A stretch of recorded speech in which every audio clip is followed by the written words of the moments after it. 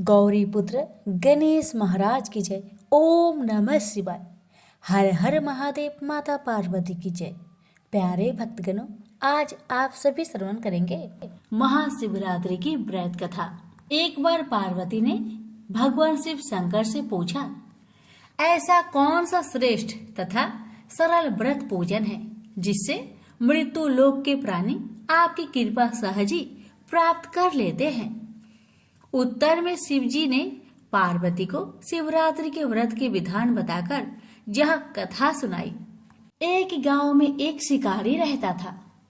पशुओं की हत्या करके वह अपने कुटुंब को पालता था। वह एक साहूकार का ऋणी था, लेकिन उसका ऋण समय पर न चुका सका। क्रोधवश साहूकार ने शिकारी को शिव मठ में बंदी बना लिया। संयोग से उस दिन शिवरात्रि थी। शिकारी ध्यान मग्न होकर शिव संबंधी धार्मिक बातें सुनता रहा। चतुर्दशी को उसने शिवरात्रि की कथा भी सुनी। संध्या होते ही साहूकार ने उसे अपने पास बुलाया और ऋण चुकाने के विषय में बात की। शिकारी अगले दिन सारा ऋण लौटा देने का वचन देकर बंधन से छूट गया। अपने दिनचर्या के भांति वह जंगल में शिकार के लिए निकला, लेकिन दिन भर बंदी गृह में रहने के कारण भूख प्यास से व्याकुल था। शिकार करने के लिए वह एक तालाब के किनारे बेल वृक्ष पर पड़ाव बनाने लगा। बेल वृक्ष के नीचे शिवलिंग था जो बेल पत्रों से ढका हुआ था। शिकारी को उसका पता न चला। पड़ाव बनाते समय उसने जो टहनियां तोड़ी वो संयोग से शिवलिंग पर जा गिरी। इस प्रकार दिन भर भूखे प्यासे शिकारी का व्रत भी हो गया और शिवलिंग पर बेलपत्र भी चढ़ गए। एक पहर रात्रि बीत जाने पर एक गर्भिणी मृग तालाब पर पानी पीने पहुंची। शिकारी ने धनुष पर तीर चढ़ाकर जयो ही प्रयंचा खींची। मृगी बोली, मैं गर्भिणी हूँ, शीघ्र ही प्रसव करूंगी। तुम एक साथ दो जीवों की हत्या करोगे, जो ठीक नहीं है।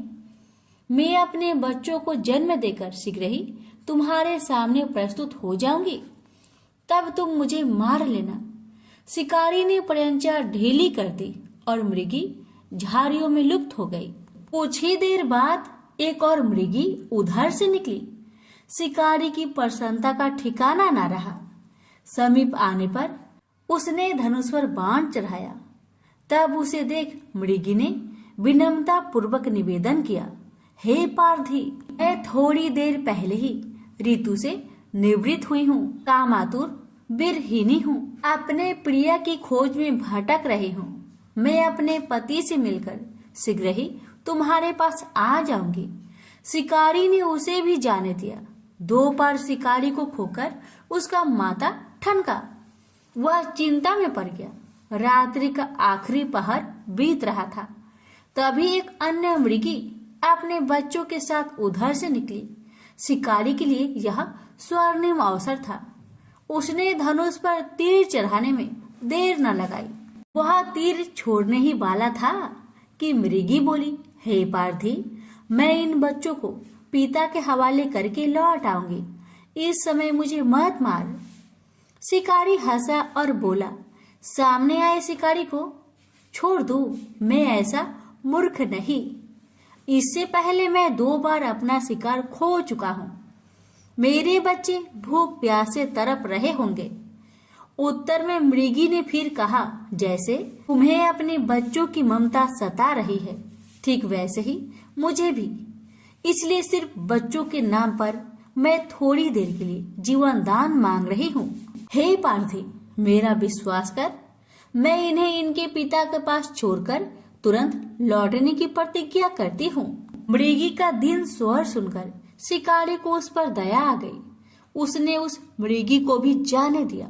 शिकार के अभाव में बेल वृक्ष पर बैठा शिकारी बेल पत्र तोड़ तोड़ कर नीचे फेंकते जा रहा था। पाँव फटने को हुई तो एक हष्ट पुष्ट मृग उसी रास्ते पर आया। शिकारी ने सोच लिया कि इसका शिकार वह अवश्य करेगा। शिकारी ने तनी प्रयंचा देखकर मृग विनीत स्वर में बोला, हे पारधी भाई, यदि तुमने मुझसे पूर्व आने वाली 3 मृगियों तथा छोटे छोटे बच्चों को मार डाला है, तो मुझे भी मारने में विलंब ना करो, ताकि उनके वियोग में मुझे एक क्षण भी दुख सहना ना पड़े। मैं उन मृगियों का पति हूँ। यदि तुमने उन्हें जीवन दान दिया है, तो मुझे भी कुछ क्षण जीवन दान देने की कृपा करो। मैं उनसे मिलकर तुम्हारे सामने उपस्थित हो जाऊंगा। मृग की बात सुनते ही शिकारी के सामने पूरी रात की घटना चक्र घूम गया। उसने सारी कथा मृग को सुना दी। अब मृग ने कहा, मेरी 3 पत्नियां जिस प्रकार प्रतिज्ञाबद्ध होकर गई हैं, मेरी मृत्यु से अपने धर्म का पालन नहीं कर पाएगी। अतः जैसे तुमने उन्हें विश्वास पात्र मानकर छोड़ा है, वैसे ही मुझे भी जाने दो। मैं उन सबके साथ तुम्हारे सामने शीघ्र ही उपस्थित होता हूँ। उपवास, रात्रि जागरण तथा शिवलिंग पर बेलपत्र चढ़ने से शिकारी का हिंसक हृदय कोमल हो गया था। उसमें भगवत शक्ति का वास हो गया था। धनुष तथा बाण उसके हाथ से सहज ही छूट गए। भगवान शिव की अनुकंपा से उसका हिंसक हृदय कारुणिक भावों से भर गया। वह अपने अतीत कर्मों को याद करके पश्चाताप की ज्वाला में जलने लगा। थोड़ी ही देर बाद मृग सपरिवार शिकारी के समक्ष उपस्थित हो गया, ताकि वह उनका शिकार कर सके। किंतु जंगली पशुओं की ऐसी सत्यता, स्वाभाविकता एवं सामूहिक प्रेम भावना देखकर शिकारी को बड़ी गलानी हुई। उसके नेत्रों से आंसुओं की झड़ी लग गई। उस मृग परिवार को न मारकर शिकारी ने अपने कठोर हृदय को जीव हिंसा से हटा सदा के लिए कोमल एवं दयालु बना लिया। देवलोक में समस्त देव समाज भी इस घटना को देख रहा था। घटना का परिणति होते ही देवी देवताओं ने पुष्प वर्षा की। तब शिकारी तथा मृग परिवार मोक्ष को प्राप्त हुआ। तो प्रेम से बोलिए, हर हर महादेव, माता पार्वती की जय। भगवान शिव की पहली पत्नी सती थी। यह विवाह उन्होंने सती के पिता दक्ष की इच्छा के विरुद्ध किया था। दक्ष उनका अपमान करने के अवसर ढूंढा करते थे। पिता के ऐसे व्यवहार से लज्जित होकर सती ने अपना शरीर त्याग दिया। उनकी मृत्यु के बाद शिव हिमालय पर जाकर फिर से तपस्या में लीन हो गए। जिस उपवन में भगवान शिव ध्यान करते थे, उसके निकट ही पर्वतराज हिमवान रहता था। उसने स्वर्ग की अप्सरा मेनका से विवाह किया था। कुछ वर्ष बाद मेनका ने एक पुत्री को जन्म दिया। उसका नाम रखा पार्वती। वास्तव में सती ने ही फिर से पार्वती के रूप में जन्म लिया था। वर्ष पर वर्ष बीते और पार्वती ने युवावस्था में प्रवेश किया। एक दिन मेनका ने अपने पति से कहा, स्वामी, पार्वती अब विवाह योग हो गई है। अब हमें पार्वती के लिए योग वर खोजना चाहिए। हिमवान बोला, मैं जानता हूँ, परंतु कोई योग वर ध्यान में नहीं आता। मैं अपनी पुत्री का हाथ उसी के हाथ में दूंगा जो सब प्रकार से योग होगा।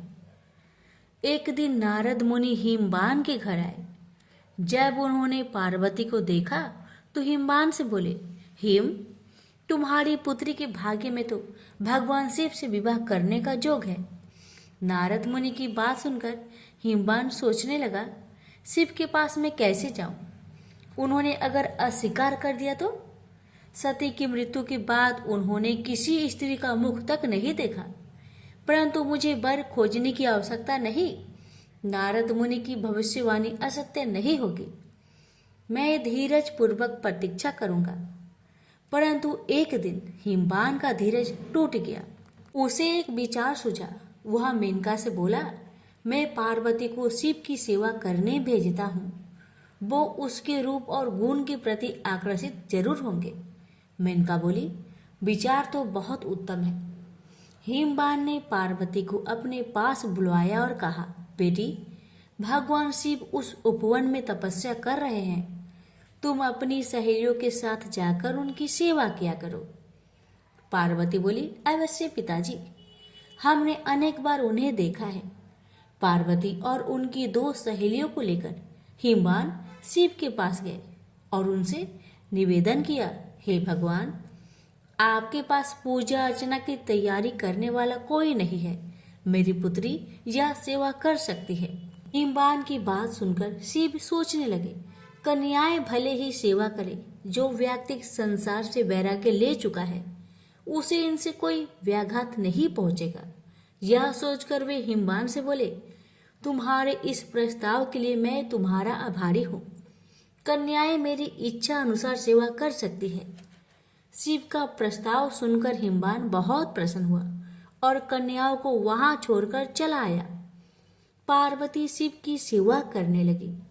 वह उपासना के लिए कुछ तृण चुनती थी और गर्मी बढ़ने पर शिव पर पंखा झलती थी। इस प्रकार पार्वती हृदय से शिव से प्रेम करने लगी। इस बीच आपत्तिग्रस्त देवता इंद्र के साथ ब्रह्मा जी के पास आकर बोले, भगवान, असुर तारक के अत्याचारों से हमारी रक्षा करे। उसने स्वर्ग पर अधिकार कर लिया है और लोगों में हाहाकार मचा हुआ है।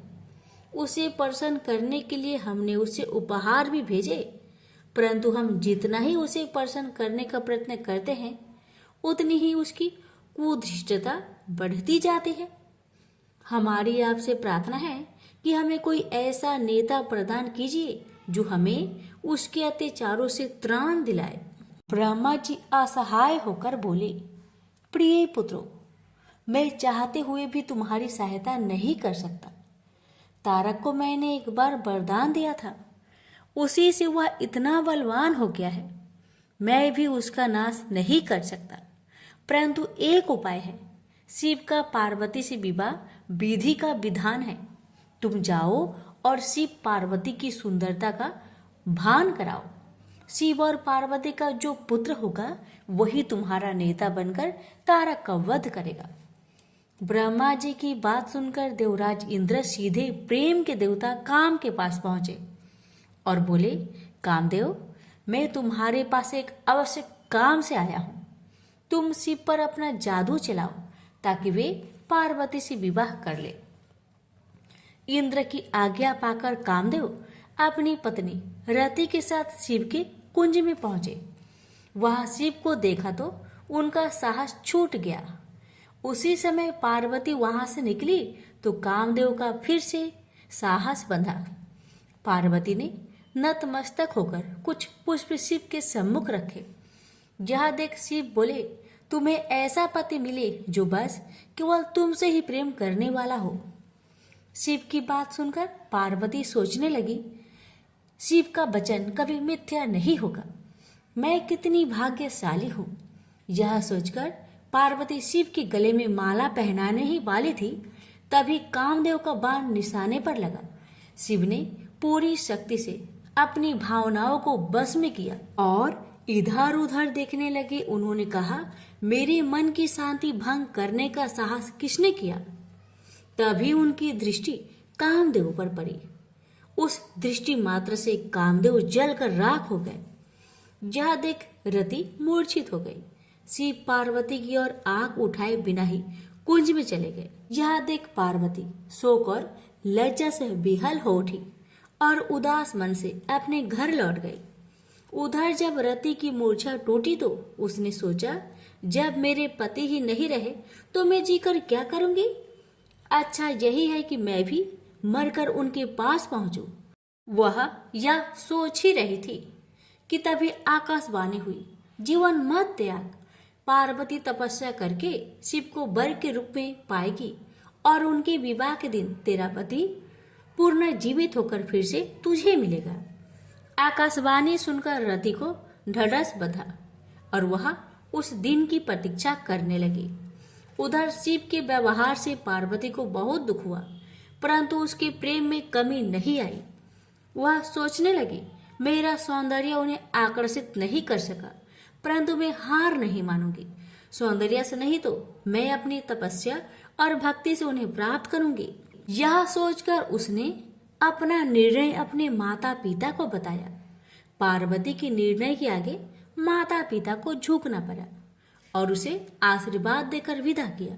सुंदर वस्त्रों तथा आभूषणों का त्याग करके पार्वती कुंज में तपस्या करने बैठ गई। कई वर्ष बीत गए, परंतु पार्वती ने आशा नहीं छोड़ी। एक दिन वह जल कुंड में प्रवेश करने से पहले पूजा अर्चना की तैयारी कर रही थी कि एक युवक ऋषि उनसे मिलने आया। उसने पार्वती से कहा, तुम्हारा यह सुकुमार शरीर कैसे ये कठिन कर्म करता है जो तुम्हारी आत्मा उसे करवा रही है? तुमने संसार को दिखा दिया है कि सुंदरता और पवित्रता एक दूसरे को नष्ट करने के लिए नहीं है। तुम्हारे आचरण ने तुम्हारे पिता के गौरव को और बढ़ाया है। सुकुमारी, तुमने यह कठिन तपस्या का व्रत क्यों लिया है? घर लौट जाओ। सुकुमारी, तुम तपस्या त्याग दो। जो सिद्धियां मैंने प्राप्त की है उनमें से आधी मैं तुम्हें दूंगा, लेकिन कृपया तपस्या का कारण बता दो।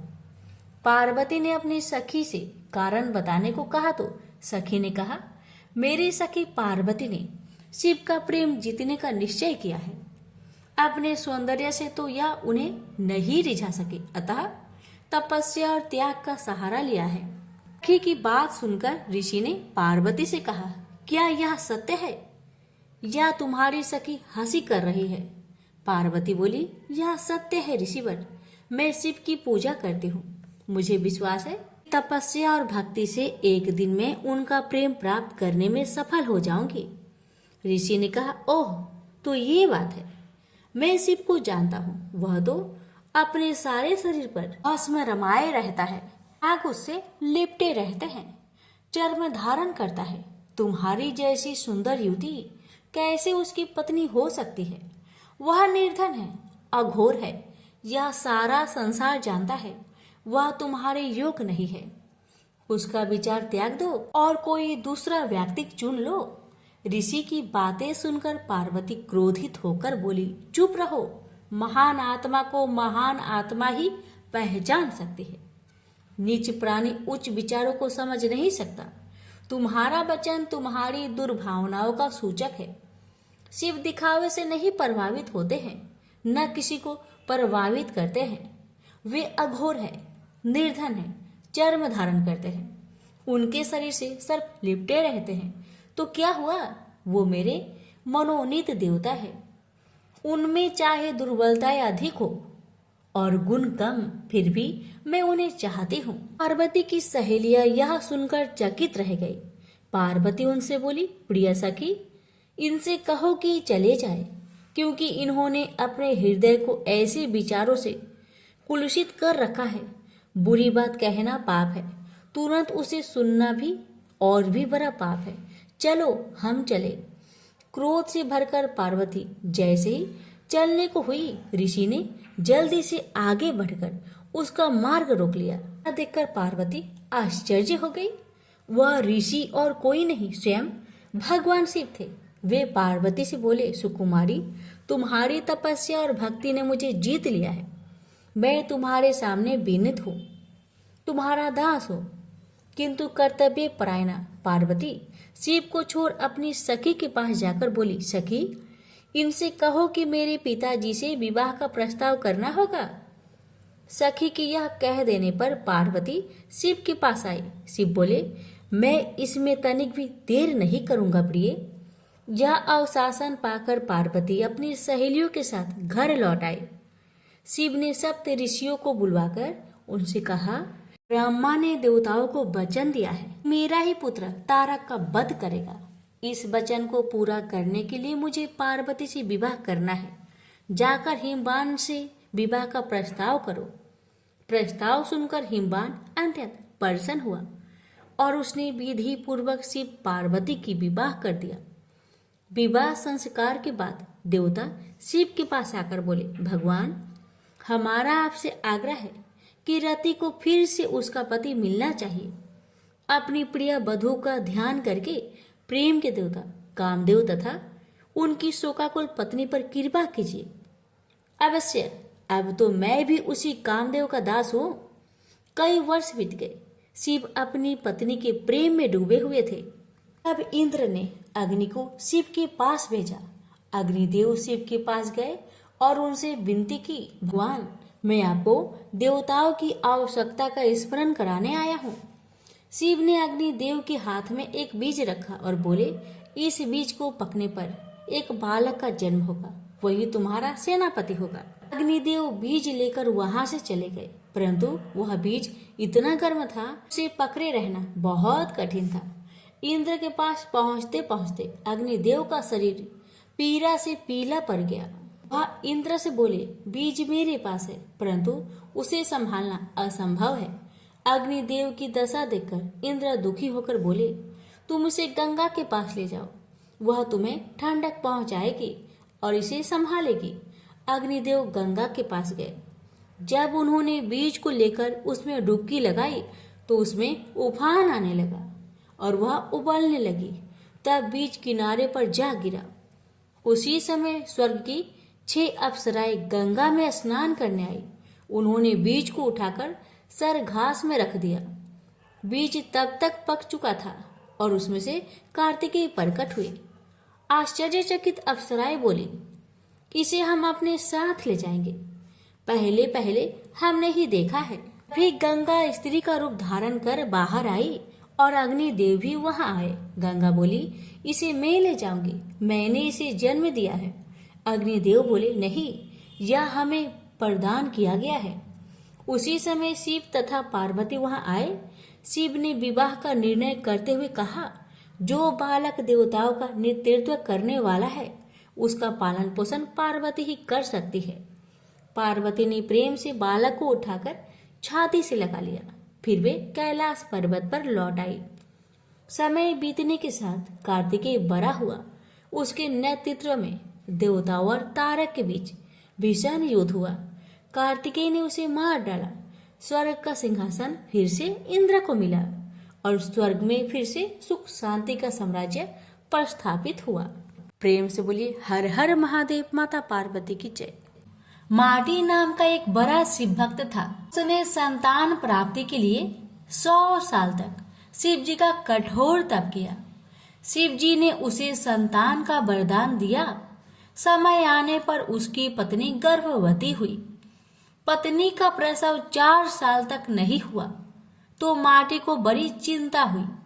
पता चला कि गर्भ का बालक कालमार्ग नामक राक्षस के डर से बाहर नहीं निकल रहा। माटी ने कालमार्ग से डरने के कारण अपने पुत्र का नाम रखा कालभीति। कालभीति जन्म से ही परम शिव भक्त थे। बड़ा होते ही कालभीति घोर तपस्या में लगे। बेल के पेड़ के नीचे पैर के अंगूठे पर खड़े हो वह 100 वर्षों तक एक बूंद भी पानी पिए बिना मंत्रों का जाप करते रहे। 100 वर्ष पूरे होने पर एक दिन एक आदमी जल से भरा हुआ घड़ा लेकर आया। कालभीति को नमस्कार कर उसने कहा कि जल ग्रहण कीजिए। कालभीति बोले, आप किस वर्ण के हैं? आपका आचार व्यवहार कैसा है? यह सब जाने बिना मैं जल नहीं पी सकता। पानी लाने वाला अंगतुक बोला, मैं जब अपने माता पिता को ही नहीं जानता तो अपने वर्ण का क्या कहूँ? आचार विचार और धर्मों से मेरा कोई वास्ता ही नहीं रहा है। कालभीति ने कहा, मेरे गुरु के अनुसार जिसके कुल का ज्ञान ना हो उसका अन्न जल ग्रहण करने वाला तत्काल कष्ट में पड़ता है। मैं पानी नहीं पीऊंगा श्रीमन। अंगतुक बोला, तुम्हारी बात पर हंसी आती है। जब सब में भगवान शंकर ही निवास करते हैं तो किसी को बुरा नहीं कहना चाहिए, क्योंकि इसमें भगवान शंकर की ही निंदा होती है। यह जल अपवित्र कैसे हुआ? घड़ा मिट्टी का बना है और आग में पका है, फिर जल से भर दिया गया है। मेरे छूने से अशुद्धि आ गई है, तो अगर मैं अशुद्ध होकर इस धरती पर हूँ तो आप यहाँ क्यों रहते हैं? आकाश में क्यों नहीं रहते? कालभीति ने कहा, सभी में शिव ही है। सबको शिव मानने वाले नास्तिक लोग खाना छोड़कर मिट्टी क्यों नहीं खाते? आँख और धूल क्यों नहीं फाँकते? मैं यह नहीं कह रहा कि सब में शिव नहीं है। भगवान शिव सब में है ही। मेरी बात ध्यान से सुनिए। सोने के गहने बहुत तरह से बनते हैं, कुछ शुद्ध सोने के तो कुछ मिलावटी। खरे खोटे सभी आभूषणों में सोना तो है ही। इसी प्रकार ऊंच नीच शुद्ध अशुद्ध सब में भगवान सदा शिव विराजमान है। जैसे खोटा सोना खरे के साथ मिलकर एक हो जाता है, इसी तरह इस शरीर को भी व्रत, तपस्या और सदाचार आदि के द्वारा शोधित करके शुद्ध बना लेने पर मनुष्य निश्चय ही खरा सोना होकर स्वर्ग लोक में जाता है। तो शरीर को खोटी अपवित्र चीजों से बिगाड़ना ठीक नहीं। जो व्रत उपवास करके शुद्ध हो गया है, वह भी यदि इस तरह अशुद्ध होने लगे तो थोड़े ही दिनों में पतित हो जाएगा। इसलिए आपका दिया पानी मैं कभी नहीं पीऊंगा। काल भीति के ऐसे कहने पर अंगतुक हंसने लगा। उसने दाहिने अंगूठे से जमीन कुदेर कर एक बहुत बड़ा गड्ढा तैयार किया। फिर उसी में वह सारा जल ढुलका दिया। गड्ढा भर गया, पानी बचा रह गया। फिर उसने अपने पैर से ही कुदेर कर एक तालाब बना दिया और बचे हुए जल से उस तालाब को भर दिया। यह अद्भुत दृश्य देखकर काल भीति जरा भी नहीं चौंके। अंगतुक बोला, ब्राह्मण देव, आप है तो मूर्ख, परंतु बातें पंडितों सी करते हैं। लगता है आपने विद्वान की बात नहीं सुनी। कुआं दूसरे का, घड़ा दूसरे का और रस्सी दूसरे की है। एक पानी पिलाता है और एक पीता है। सब समान फल के भागी होते हैं। ऐसा ही मेरा भी जल है। तुम धर्म के ज्ञाता हो, फिर क्यों इसे नहीं पियोगे? काल भीति ने विचार किया, यदि एक कार्य में अनेक सहायक हो तो काम करने वाले को मिलने वाला फल बंटकर समान हो जाता है। बात तो ठीक है। काल भीति ने उस मनुष्य से कहा, आपका यह कहना ठीक है। कुएं और तालाब का पानी पीने में दोष नहीं है, फिर भी आपने तो अपने घड़े के जल से ही इस गड्ढे को भरा है। यह बात सामने देखकर मैं हरगिज इसे नहीं पीऊंगा। काल भीति के हठ पर वह पुरुष हंसता हुआ अंतर्ध्यान हो गया। अब काल भीति को अचरज हुआ। सोचने लगे कि यह क्या किस्सा है। इतने में ही उस बेल के पेड़ के नीचे धरती फाड़कर सुंदर चमचमाता शिवलिंग प्रकट हो गया।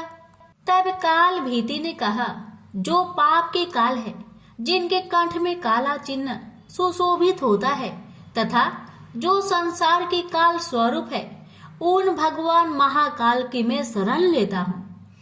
आप हमें शरण दीजिए। आपको बारंबार नमस्कार है। काल भीति की स्तुति पर महादेव उस लिंग से प्रकट हुए और कहा, ब्राह्मण, तुमने इस महातीर्थ में रहकर मेरी जो आराधना की है, उससे मैं संतुष्ट हूँ। अब काल मार्ग से तुम निर्भय रहो। मैं ही मनुष्य रूप में प्रकट हुआ था। मैंने यह गड्ढा और तालाब सब तीर्थों के जल से भरा है। यह परम पवित्र जल तुम्हारे लिए ही लाया था। तुम मुझसे कोई मनोवांछित वर मांगो। काल भीति ने कहा, प्रभु, यदि आप मुझ पर प्रसन्न हैं, तो सदा यहाँ निवास करें।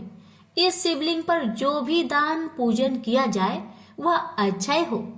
आपने काल से मुझे मुक्ति दिलाई है, इसलिए यह शिवलिंग महाकाल के नाम से प्रसिद्ध हो। भगवान बोले, जो कोई अक्षय तृतीया, शिवरात्रि, सावन मास, चतुर्दशी, अष्टमी, सोमवार तथा विशेष पर्व के दिन इस सरोवर में स्नान करके इस शिवलिंग की पूजा करेगा, वह शिव को ही प्राप्त होगा। यहाँ किया हुआ जप, तप और रुद्र जप सब अच्छा ही होगा। तुम नंदी के साथ मेरे दूसरे द्वारपाल बनोगे। काल पर विजय पाने से तुम महाकाल के नाम से प्रसिद्ध होगे। शीघ्र ही राजश्री कर्णधम यहाँ आएंगे। उन्हें धर्म का उपदेश करके तुम मेरे लोक में चले आओ। यह कहकर भगवान रुद्र उस लिंग में ही लीन हो गए। स्कंद पुराण की यह कथा श्रवण, पठन एवं मनन करने से आशुतोष महाकाल अत्यंत प्रसन्न होते हैं। प्रेम से बोलिए हर हर महादेव। माता पार्वती की जय। उज्जैनी में राजा चंद्रसेन का राज था। वह भगवान शिव का परम भक्त था। शिव गणों के मुख्य मणिभद्र नामक गण उसका मित्र था। एक बार मणिभद्र ने राजा चंद्रसेन को एक अत्यंत तेजोमयी चिंतामणि प्रदान की। चंद्रसेन ने इसे गले में धारण किया तो उसका प्रभा मंडल तो जगमगा ही उठा। साथ ही दूसरे देशों में उसकी यह कीर्ति बढ़ने लगी।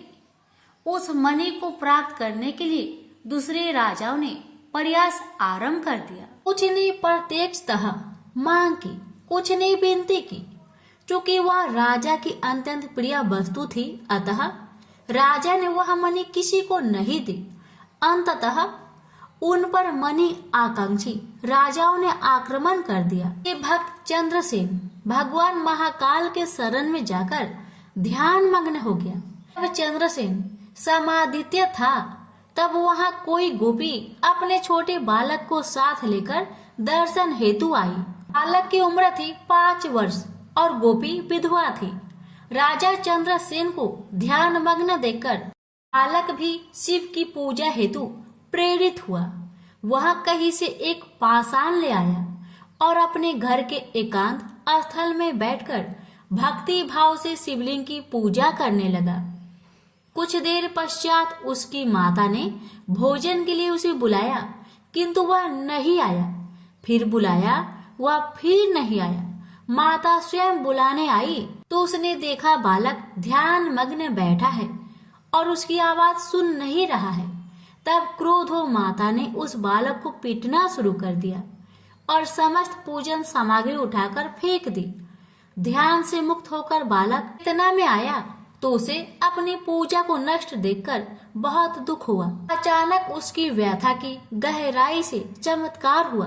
भगवान शिव की कृपा से वहाँ एक सुंदर मंदिर निर्मित हो गया। मंदिर के मध्य में दिव्य शिवलिंग विराजमान था एवं बालक द्वारा सज्जित पूजा यथावत थी। उसकी माता की तंद्रा भंग हुई तो वह भी आश्चर्यचकित हो गई। राजा चंद्रसेन को जब शिवजी की अनन्य कृपा से घटित इस घटना की जानकारी मिली तो वह भी उस शिव भक्त बालक से मिलने पहुंचा। अन्य राजा जो मणि हेतु युद्ध पर उतारू थे, वे भी पहुंचे। सभी ने राजा चंद्रसेन से अपने अपराध की क्षमा मांगी और सब मिलकर भगवान महाकाल का पूजन अर्चन करने लगे। तभी वहां राम भक्त श्री हनुमान जी अवतरित हुए और उन्होंने गोप बालक को गोद में बैठाकर सभी राजाओं और उपस्थित जन समुदाय को संबोधित किया। रते शिवम नान्यताम गतिरस्ति शरीरिणाम एवं गोपसुतोदिष्टया शिव पूजां विलोक्य चपै अमंत्रेणापि संपूज्य शिवम शिवम वाप्तवान एष भक्तवरः शंभोर्गोपाणां कीर्तिवर्धनः इह भुक्त्वाखिलान् भोगानन्ते मोक्षमवाप्स्यति अस्य वंशे स्तंभावि नंदो नाम महायशः प्राप्स्यते तस्य पुत्रत्वं कृष्णो नारायणः स्वयं। अर्थात शिव के अतिरिक्त प्राणियों की कोई गति नहीं है। इस गोप बालक ने अन्यत्र शिव पूजा को मात्र देखकर ही या किसी मंत्र अथवा विधि विधान के शिव आराधना कर शिव तत्व सर्वविध मंगल को प्राप्त किया है। यह शिव का परम श्रेष्ठ भक्त समस्त गोप जनों की कृति बढ़ाने वाला है। इस लोक में यह अखिल अनंत सुखों को प्राप्त करेगा, वह मृत्यु उपरांत मोक्ष को प्राप्त होगा। इसी के वंश का 8वां पुरुष महायशस्वी नंद होगा, जिसके पुत्र के रूप में स्वयं नारायण कृष्ण नाम से प्रतिष्ठित होंगे।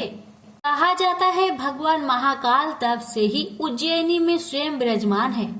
हमारे प्राचीन ग्रंथों में महाकाल की असीम महिमा का वर्णन मिलता है।